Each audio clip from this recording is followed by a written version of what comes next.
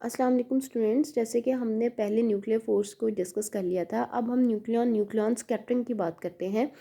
जब हम nucleon scattering की बात करते हैं तो न्यूक्लियॉन एक्चुअली आपको जैसे कि पता है कि हमारे पास न्यूक्लियस के अंदर दो पार्टिकल्स होते हैं, जो कि एक पॉजिटिव पार्टिकल होता है, एक प्रोटॉन होता है और एक न्यूट्रॉन होता है, जिनको हम न्यूक्लियॉन्स कह देते हैं।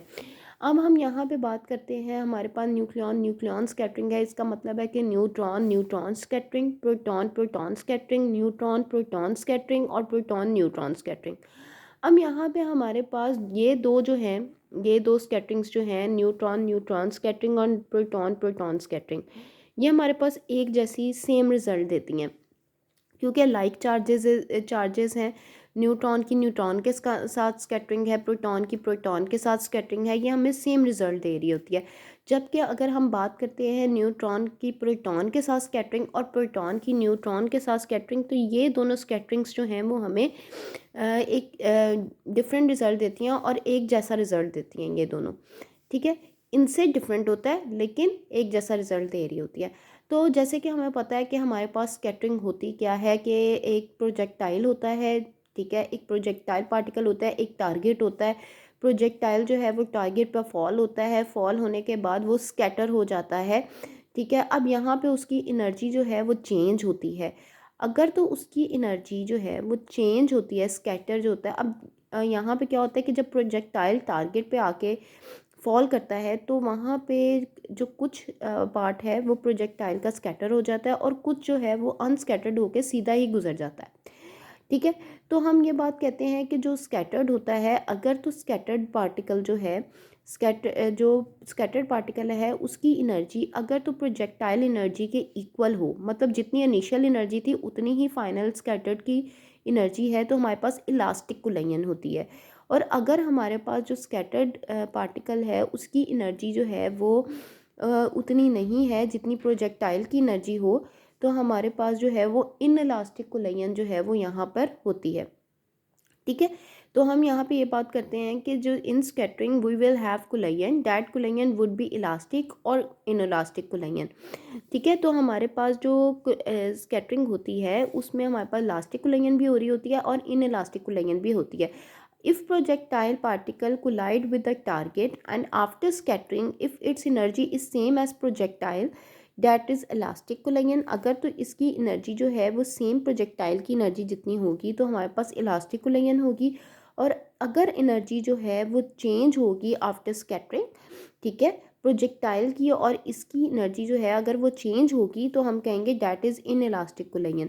अब यहाँ पे हम बात करते हैं कि हमारे पास न्यूट्रॉन स्कैटरिंग और न्यूट्रॉन प्रोटॉन स्कैटरिंग जो है वो हमारे पास सेम रिजल्ट दे रही होती है, और ये उन पार्टिकल्स के लिए होती है जिनकी आइसोट्रोपिक स्पिन जो है वो 1 होती है। अब आइसोट्रोपिक स्पिन की हमने जब बात की थी कि जिनका सेम मास होता है और सेम प्रॉपर्टीज़ होती है, हम कहते हैं कि आई, इसको हमने ये इस तरह से फाइंड आउट करते हैं, I is equal to half m-1, जिसमें m जो है वो हमारे पास मल्टीपल्स होते हैं।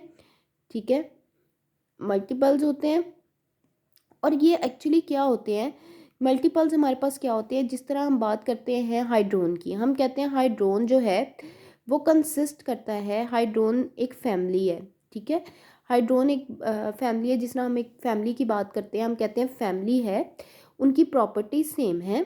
ठीक है, उनका बिहेवियर सेम है, प्रॉपर्टी सेम है। जिस तरह के हम यहाँ पे हाइड्रोन की बात करते हैं तो हम कहते हैं प्रोटॉन है हाइड्रोन और न्यूट्रॉन है हाइड्रोन पार्टिकल। तो हम कहते हैं कि प्रोटॉन और न्यूट्रॉन इन दोनों की प्रॉपर्टी सेम है, इन दोनों की स्पिन सेम है, दोनों फर्मियॉन्स हैं, दोनों की स्पिन सेम है।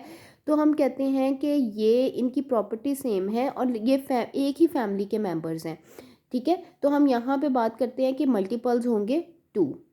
ठीक है, इसी तरह मतलब एक फैमिली में जितने मेंबर्स आते हैं जिनकी प्रॉपर्टी सेम हो, ठीक है, तो हम यहाँ m की जगह 2 लगा देते हैं और 2 निकालने के बाद हमारे पास जो है वो आइसोट्रोपिक स्पिन आ जाती है। तो हम कहते हैं न्यूट्रॉन स्कैटरिंग और प्रोटॉन स्कैटरिंग उन पार्टिकल्स के दरमियान होती है जिनकी आइसोट्रोपिक स्पिन 1 हो, और न्यूट्रॉन प्रोटॉन स्कैटरिंग और प्रोटॉन न्यूट्रॉन स्कैटरिंग उन पार्टिकल्स के दरमियान होती है जिनकी आइसोट्रोपिक स्पिन या तो 0 हो या तो 1 हो। अच्छा जी, तो हम यहाँ पे बात करते हैं कि in neutron neutron scattering just nuclear forces present. जैसे कि आपको पता है कि दो न्यूट्रॉन के दरमियान जो है वो जस्ट हमारे पास न्यूक्लियर फोर्स होती है, क्योंकि कूलम रिपल्सिव फोर्स तो वहाँ पे प्रेजेंट होती है जहाँ पे चार्ज हो।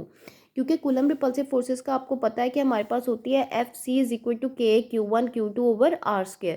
तो हमें पता है कि जो चार्जेस की जब हम बात करते हैं Q1 Q2, जिन चार्ज चार्जेस की जब बात करते हैं तो हमारे पास जो है वो nuclear coulomb repulsive forces present होती है, जो कि हम न्यूक्लियर फोर्स में पहले पढ़ चुके हैं। तो हम जब न्यूट्रॉन न्यूट्रॉन स्कैटरिंग की बात करते हैं तो हम कहते हैं दो न्यूट्रॉन्स के दरमियान, क्योंकि वो चार्जलेस होते हैं, न्यूट्रॉन के ऊपर कोई चार्ज नहीं होता, ना पॉजिटिव ना नेगेटिव, चार्जलेस पार्टिकल होते हैं, तो उनके दरमियान सिर्फ न्यूक्लियर फोर्स प्रेजेंट होती है, उधर कूलम रिपल्सिव फोर्स जो है वो प्रेजेंट नहीं होती। लेकिन अगर हम प्रोटॉन प्रोटॉन की बात करते हैं तो वहाँ पे हमारे पास न्यूक्लियर फोर्स के साथ जो है वो कूलम रिपल्सिव फोर्स भी प्रेजेंट होती है। अब हम बात करते हैं, क्योंकि हमने बात की थी कि हमारे पास जो न्यूट्रॉन प्रोटॉन या प्रोटॉन न्यूट्रॉन स्कैटरिंग जो है वो हमारे पास सेम आंसर दे रही होती है, और ये उनके दरमियान होती है जिनकी आइसोस्पिन जो है या तो 0 होती है या तो 1 होती है। तो हम ये बात करते हैं कि हमारे पास how much range they should have for scattering इन दोनों के दरमियान। मतलब आपको पता है कि दो प्रोटॉन और मतलब प्रोटॉन न्यूक्लियस के अंदर, क्योंकि हमारे पास प्रोटॉन भी हैं मौजूद और न्यूट्रॉन भी मौजूद है। अब नंबर ऑफ प्रोटॉन मौजूद है, नंबर ऑफ न्यूट्रॉन मौजूद है हमारे पास। हम कहते हैं कि ये प्रोटॉन और न्यूट्रॉन जो है ये आपस में भी तो कोलाइड करेंगे। जब ये न्यूक्लियर फोर्स एक दूसरे के साथ रखते हैं तो प्रोटॉन जो है वो न्यूट्रॉन के साथ या न्यूट्रॉन प्रोटॉन के साथ जब ये आपस में रेडिएशंस भी फॉल करते हैं या रेडिएशंस निकालते हैं, अल्फ़ा बीटा गामा जो भी कर रहे होते हैं न्यूक्लियस के अंदर, जब चेंजेस आ रही होती हैं तो ये आपस में भी तो कोलाइड करते हैं, स्कैटर करते हैं एक दूसरे को। स्कैटरिंग के बाद भी ये आपस में कुलयन कर रहे होते हैं दूसरे पार्टिकल्स के साथ। तो हम कहते हैं आखिर कितनी रेंज इनकी होनी चाहिए ताकि वो एक दूसरे के साथ स्कैटर हो सकें। ठीक है, तो हम कहते हैं the shortest distance between neutron and proton, जो न्यूट्रॉन और प्रोटॉन के दरमियान जो स्कैटरिंग के लिए शॉर्टेस्ट डिस्टेंस होता है ना, that is called the impact parameter. मतलब एक न्यूट्रॉन एक प्रोटॉन, अगर एक प्रोटॉन एज अ टारगेट हम ले रहे हैं और न्यूट्रॉन एज अ प्रोजेक्टाइल ले रहे हैं, तो इन दोनों के दरमियान जो शॉर्टेस्ट डिस्टेंस होगा, मिनिमम डिस्टेंस होगा जिधर ये एक दूसरे के साथ कोलाइड कर सकेंगे, that is the impact parameter. अगर हम न्यूक्लियस की टर्म में बात करें तो क्योंकि न्यूक्लियस के अंदर नंबर ऑफ प्रोटॉन मौजूद होते हैं, नंबर ऑफ न्यूट्रॉन मौजूद होते हैं, तो नंबर ऑफ प्रोटॉन ने जब न्यूट्रॉन ने या नंबर ऑफ न्यूट्रॉन ने प्रोटॉन के साथ जब कोलाइड करना है, स्कैटर भी तो होना है उन्होंने, तो जो शॉर्टेस्ट डिस्टेंस है जिसमें उन्होंने कोलाइड करना है, that is the impact parameter, और उसको हम बी से रिप्रेजेंट करते हैं। हम कहते हैं कि न्यूट्रॉन की एक बीम होती है जो कि प्रोटॉन के ऊपर फॉल करती है। प्रोटॉन एज अ टारगेट हम ले रहे हैं, न्यूट्रॉन जो कि प्रोजेक्टाइल है। हम कहते हैं ये एक बीम की सूरत पे जो है वो एक वेव की सूरत में जो है वो इस प्रोटॉन के ऊपर जो है वो टारगेट करेगा ये न्यूट्रॉन। ठीक है, और उसके बाद उसका कुछ पार्ट जो है वो स्कैटर हो जाएगा और कुछ जो है वो अनस्कैटर गुजरेगा। मतलब कुछ पार्ट जो है जब ये वेव की सूरत में इस प्रोटॉन के ऊपर टारगेट करेगा तो कुछ पार्ट जो है न्यूट्रॉन का वो स्कैटर हो जाएगा और कुछ जो है वो बिल्कुल स्ट्रेट गुजर जाएगा, मीन्स अनस्कैटर्ड होगा। तो हम ये कहते हैं कि neutron beam fall on proton target as a wave. ठीक है, न्यूट्रॉन की बीम जो है वो एज अ वेव बिहेव करेगी और प्रोटॉन के ऊपर टारगेट होगी, और आफ्टर कुलाइन जब इस प्रोटॉन के साथ वो कोलाइड करेगी तो कुछ हिस्सा जो है, कुछ पार्ट जो है न्यूट्रॉन बीम का वो हमारे पास स्कैटर हो जाएगा और कुछ जो पार्ट है वो हमारे पास स्ट्रेट गुजर जाएगा। तो हम कहते हैं कि we can define it as a Legendre polynomial, क्योंकि आपको जैसे पता है लेजेंडर जो है वो हमारे पास ऐसा फंक्शन होता है जो कि एक ओल्ड जो फंक्शन होता है उसको न्यू में ट्रांसफॉर्म कर देता है, न्यू फंक्शन में ट्रांसफॉर्म कर देता है। तो हम कहते हैं कि यहाँ पे हम लेजेंडर पॉलिनोमियल को यूज़ करते हैं, क्योंकि अब यहाँ पे भी हमारे पास जो ओल्ड बीम थी वो हमारे पास एक स्कैटर बीम में चेंज हो गई। तो यहाँ पे हम लेजेंडर पॉलिनोमियल यूज़ करते हैं जो कि हमारे पास होता है P L cos of theta. We are talking about the NP scattering, neutron and proton scattering at low energies. हम लो एनर्जीज की बात करें तो हम कहते हैं कि लो एनर्जीज की वजह से हम एल को जो है वो एज अ ज़ीरो ले रहे हैं। ठीक है, तो हम कहते हैं P0 cos of theta. Then we are going to calculate the impact parameter. Impact parameter जो कि हमारे पास शॉर्टेस्ट डिस्टेंस है दो प्रोटॉन और न्यूट्रॉन, न्यूट्रॉन और प्रोटॉन के दरमियान जो शॉर्टेस्ट डिस्टेंस है जिसमें वो कोलाइड करते हैं एक दूसरे से, that is the impact parameter. तो जब हमने इम्पैक्ट पैरामीटर को निकालना है तो हमें पता है कि ये हमारे पास हमने एंगुलर मोमेंटम जो होगा वो L cross H cut is equal to M mu multiply by 1/2 B. अब इसमें बी जो है वो इम्पैक्ट पैरामीटर है, एम म्यू जो है वो हमारे पास मैथ है, या तो प्रोटॉन का भी हो सकता है और न्यूट्रॉन का भी हो सकता है। ठीक है, अब ये डिपेंड करता है आप न्यूट्रॉन प्रोटॉन स्कैटरिंग करें या प्रोटॉन न्यूट्रॉन स्कैटरिंग करें। अगर तो आप न्यूट्रॉन प्रोटॉन स्कैटरिंग करें तो आप मास ऑफ न्यूट्रॉन लगाएंगे इधर। फिर आपके पास एल जो है वो ऑर्बिटल मोमेंटम और एच कट की वैल्यू तो आपको पता है। ठीक है, तो हम इस तरह से इम्पैक्ट पैरामीटर जो है वो निकाल सकते हैं। तो हम कहते हैं if the interaction of proton and neutron is very short range. अगर तो हमने तो यही बात की है ना कि हमारे पास प्रोटॉन मिनिमम डिस्टेंस जो दो प्रोटॉन और मिनिमम रेंज जो प्रोटॉन और न्यूट्रॉन के दरमियान होगा जिसमें वो एक दूसरे से कोलाइड करते हैं, that is the impact parameter. तो जब हम मिनिमम शॉर्ट रेंज देख रहे हैं तो हम कहते हैं कि जो मैक्सिमम वैल्यू होगी इस ऑर्बिटल मोमेंटम की वो होगी हमारे पास, ज़ाहिर बात है वो तो हमारे पास एल जो है हम उसकी मैक्सिमम वैल्यू देखेंगे ना। शॉर्ट हम निकाल रहे हैं मतलब शॉर्ट रेंज निकाल रहे हैं, तो उस ऑर्बिटल मोमेंटम की जो मैक्सिमम वैल्यू होगी that is the L max is equal to M mu multiply by B naught over 2 H cut. H cut को हम उठा के इधर ले गए हैं, बी नॉट हमने इसलिए निकाला है लगाया क्योंकि हम मिनिमम शॉर्ट रेंज ले रहे हैं ना, शॉर्ट रेंज ले रहे हैं तो हम बी नॉट लगा देते हैं। ठीक है, तो फॉर लो एनर्जी हमें पता है एल जो है वो इज इक्वल टू 0 होगा, और हमारे पास जो शॉर्ट रेंज के लिए एनर्जी होती है वो 1 से 10 मेगा इलेक्ट्रॉन वोल्ट तक होती है। ठीक है, तो हम कहते हैं बी नॉट की जो वैल्यू हम यहाँ से कैलकुलेट करेंगे वो हमारे पास जब हम इसमें वैल्यूज़ को पुट करेंगे तो हमारे पास जो वैल्यू आएगी बी नॉट की जो मिनिमम रेंज होती है दो प्रोटॉन और न्यूट्रॉन के दरमियान जिसमें वो कोलाइड कर सकें, डैट इज़ 3 मल्टीप्लाई बाय 10 की रेज टू पावर -15 मीटर, मतलब 3 फेमटोमीटर होती है। तो हम कहते हैं neutron and proton scatter each other with in this range. इस रेंज के अंदर जो है वो एक दूसरे को स्कैटर कर सकते हैं। Now using the Schrodinger wave equation, obviously हमारे पास जब न्यूट्रॉन की या प्रोटॉन की बात करें तो इनके साथ वेव एसोसिएटेड होती है, वेव फंक्शन एसोसिएटेड होता है। तो हम कहते हैं डैट इज़ देन हम यूज़ करते हैं श्रोडिंगर वेव फंक्शन। तो फॉर इंसिडेंट के लिए जो कि अगर हमारे पास न्यूट्रॉन की बात करें तो हमारे पास जो वेव फंक्शन है साई वो हमारे पास for incident is equal to e i k r, और हमारे पास जो वो इक्वल होता है ई के अयोटा के आर कॉज ऑफ थीटा, मतलब आई k are cause of theta के। और अगर हम स्कैटर्ड वेव फंक्शन की बात करें तो that is psi s c मैंने लिखा है, दैट इज़ द स्कैटर्ड को रिप्रेजेंट कर रहा है, और ये हमारे पास f of theta dot e i k r over are. तो ये हमारे पास स्कैटर्ड वेव की जो हमारे पास जब न्यूट्रॉन जो है वो प्रोटॉन टारगेट से टकराएगा और उसके बाद ये इंसिडेंट का है, मतलब जब ये टकराता है इंसिडेंट का वेव फंक्शन इतना होगा, और जब ये स्कैटर हो जाएगा बीम का एक हिस्सा जो कि स्कैटर हो जाएगा उसका जो वेव फंक्शन होगा वह ये होगा। अब इसमें जो एफ ऑफ थीटा है that is actually the amplitude, क्योंकि एम्पलीट्यूड जो है वो चेंज होता है विद स्कैटरिंग, मतलब जितना वो स्कैटर हुआ है उतना ही उसका एम्पलीट्यूड जो है वो चेंज होगा इसका। ठीक है, इस वेव का जो एम्पलीट्यूड है वो चेंज होगा जितना वो स्कैटर होगा। तो हमारे पास जो नेट वेव फंक्शन आ रहा होता है वो होता है कि आपको पता है इंसिडेंट प्लस स्कैटर वेव की वेव फंक्शन को दोनों को प्लस करेंगे तो हमारे पास नेट वेव फंक्शन आ जाएगा।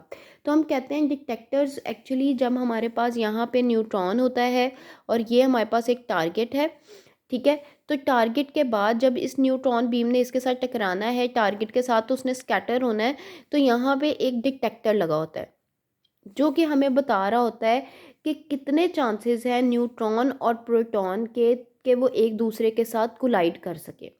ठीक है, ये जो आएगी ना बीम ये हमें एक्सल में डिटेक्टर में जाएगी और हमें बताएगी कि कितने चांसेस हैं कि न्यूट्रॉन प्रोटॉन आपस में कोलाइड कर सकते हैं, मतलब कितने क्रॉस सेक्शन एरिया में वो एक दूसरे के साथ कोलाइड कर रहे हैं। तो डिटेक्टर टेल्स अ चांसेस कि कितने चांसेस हैं, कितनी प्रोबेबिलिटी है कि न्यूट्रॉन प्रोटॉन जो है वो एक दूसरे के साथ जो है वो एक क्रॉस सेक्शन एरिया में कोलाइड कर सकते हैं।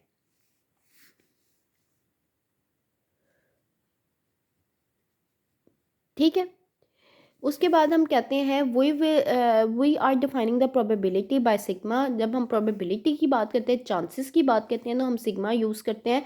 तो हम कहते हैं कि सिग्मा जो है वो हमारे पास 2.3 बैन होता है, थ्योरेटिकल वैल्यू ये है। और जो हमारे पास प्रोबेबिलिटी की वैल्यू है वो मतलब ये स्कैटरिंग जो हमारे पास एक दूसरे के साथ कोलाइड होते हैं न्यूट्रॉन प्रोटॉन, उनकी प्रोबेबिलिटी की बात हो रही है। तो हम कहते हैं कि जो सिग्मा है प्रैक्टिकल अगर वैल्यू को देखा जाए तो वो 20.4 बान होती है। तो हम कहते हैं जब हम न्यूट्रॉन और प्रोटॉन के इंटरेक्शन की बात करते हैं एक दूसरे के साथ एट लो प्रेशर, तो हमारे पास जो प्रोबेबिलिटी होती है जिसमें प्रोटॉन और न्यूट्रॉन एक दूसरे के साथ कोलाइड कर सकते हैं और स्कैटर कर सकते हैं, डैट इज़ 2.3 से लेके 20.4 बान की रेंज में होती है। फिर हम बात करते हैं कि जो स्पिन डिपेंडेंस होती है न्यूट्रॉन प्रोटॉन स्कैटरिंग की, ऑब्वियसली वो एक दूसरे के साथ टकराते हैं, स्कैटर होते हैं, उनका वेव फंक्शन हमने देख लिया, उनकी उनका प्रोबेबिलिटी फैक्टर देख लिया। लेकिन अब हम कहते हैं कि उनकी स्पिन पे क्या डिपेंड करता है, कि मतलब फॉर एग्जांपल न्यूट्रॉन की स्पिन कुछ और है, प्रोटॉन की स्पिन डाउन है और वो एक दूसरे के साथ स्कैटर हो जाए, ऐसा हो सकता है? तो ऐसा बिल्कुल हो सकता है। ज़रूरी नहीं होता कि हमारे पास जो है वो अगर न्यूट्रॉन जो इंसिडेंट न्यूट्रॉन आ रहा है अगर उसकी स्पिन अप है तो प्रोटॉन की भी जो टारगेट पे प्रोटॉन है उसकी भी स्पिन अप हो, ऐसा ज़रूरी नहीं है। ऐसा भी हो सकता है कि जो न्यूट्रॉन आ रहा है उसकी स्पिन अप है लेकिन प्रोटॉन जो कि हमारे पास टारगेट पे है उसकी स्पिन डाउन है, तो हमारे पास तब भी एक दूसरे के को स्कैटर कर सकते हैं। तो अगर हम न्यूट्रॉन की बात करें तो जिसमें नंबर ऑफ न्यूट्रॉन और प्रोटॉन एक एक ही होता है, तो हम बात करते हैं कि न्यूट्रॉन अगर अप है तो प्रोटॉन भी अप है। तो हम कहते हैं कि ये नेसेसरी नहीं है कि हमारे पास दोनों अप हों तो ही स्कैटर कर सकते हैं, बल्कि एक डाउन एक अप हो तब भी स्कैटरिंग हो सकती है। तो हम कहते हैं अगर तो हमारे पास दोनों प्रोटॉन और न्यूट्रॉन की अप स्पिन है तो हमारे पास जो आइसोट्रोपिक स्पिन की वैल्यू होती है वो 1 आती है। 1 का मतलब है कि 3 स्टेट्स में उनके रहने की प्रोबेबिलिटी है, ठीक है, मतलब +1 0 -1 वो इस तीनों में, इन तीनों स्टेट्स में वो एग्जिस्ट कर सकते हैं न्यूट्रॉन प्रोटॉन जिनमें स्कैटरिंग हो रही है। लेकिन अगर हमारे पास न्यूट्रॉन की स्पिन डाउन है, प्रोटॉन की अप है, तो हमारे पास जो आइसोट्रोपिक स्पिन होती है जो हम कैलकुलेट करते हैं, जो कि हमने पहले निकाली, तो वो I = 0 होती है। I = 0 का मतलब ये है कि वो इनकी प्रोबेबिलिटी जो है वो एक ही स्टेट में मौजूद होगी। They have the possibility of parallel anti parallel spin. उनके पास पैरेलल स्पिन भी हो सकती है, एंटी पैरेलल स्पिन भी हो सकती है, हर तरह की पॉसिबिलिटी में भी एक दूसरे के साथ स्कैटर हो सकते हैं। Thank you.